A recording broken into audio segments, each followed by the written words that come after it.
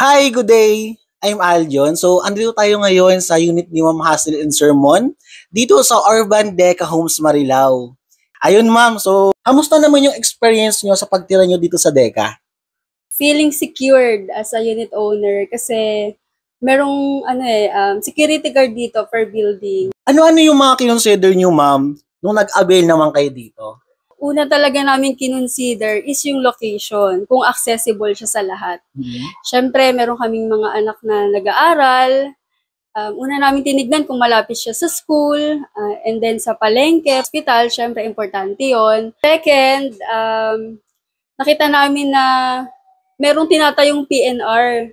Yun nga, meron din na development ngayon ng Bulacan, katulad ng yung NGC na tinatawag dito, yung North Wind Global City na kagaya sa BGC, no? And then yung Bulacan International Airport. So nakita namin na good investment din siya in the future. Sa pagdating naman sa process, kamusta naman? Sa process, hindi naman kami nahirapan. Smooth lang. So after ng reservation, so waiting lang kami ng 3 weeks na-approve na kami. So, nakalipat na kami within a month. So, ganun lang kabilis. Sa magkano naman po, ma'am, yung nilabas nyo nung nag-avail kayo dito? Nilabas lang namin is 12,000. Nung una, hesitant pa kami kasi akala namin may mga hidden charges pa siya. So, good thing naman, yung 12,000 na nilabas namin is all-in na. Ano naman yung mga ma-advise mo sa nagbabalak pa kumuha ng rent-to-own?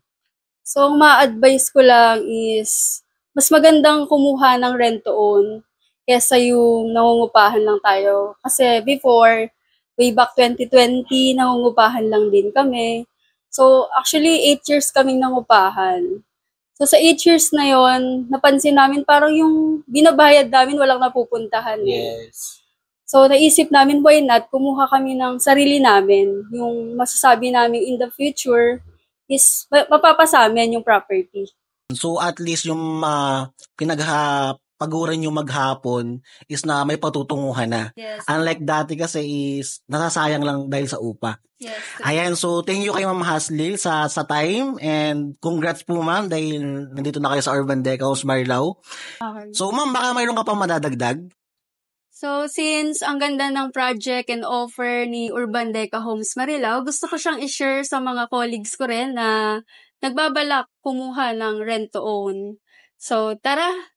Samahan nyo kami, itutour namin kayo sa mga unit dito.